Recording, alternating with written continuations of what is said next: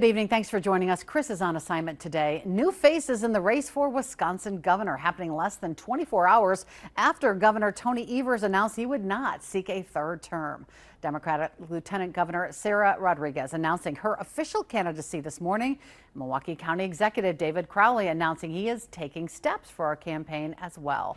On the Republican side, Milwaukee businessman Bill Berrien and Washington County Executive Josh Schoeman already campaigning for the candidacy.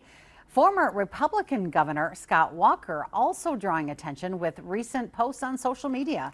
Governor Evers defeated Walker in the 2018 election by 1.1% of the vote. Either way, this governor's race will become the first open election, meaning no incumbent on the ballot since 2010. Samantha Cavalli tells us what voters can now expect. Governor Tony Evers' decision not to run for re-election has shaken up the political landscape across Wisconsin. I'm announcing that I will not be running for a third term. I'm so humbled to be your governor. This is the best job I ever had. Historically, Wisconsin governors have won their re-election 74% of the time, according to Ripon College political science professor Henrik Schatzinger. He says an election like this creates a lot of excitement and opportunity for anyone who is thinking of running. Now that we have an open seat, which is the first time in 16 years, it really opens up the field much more, and we have more of a toss-up in this election. Republicans are seeing this as an opportunity to secure the majority in every part of the state legislature.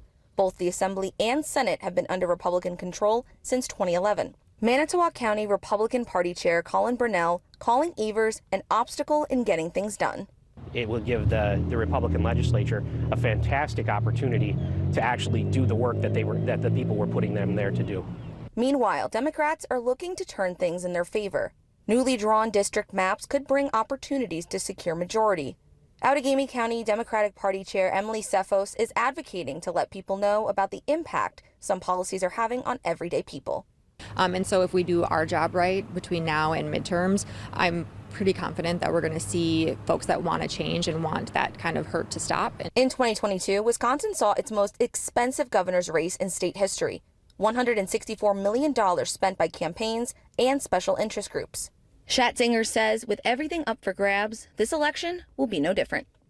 When you have more of a toss-up, it really attracts the highest quality candidates on both parties because everybody feels like they have a shot.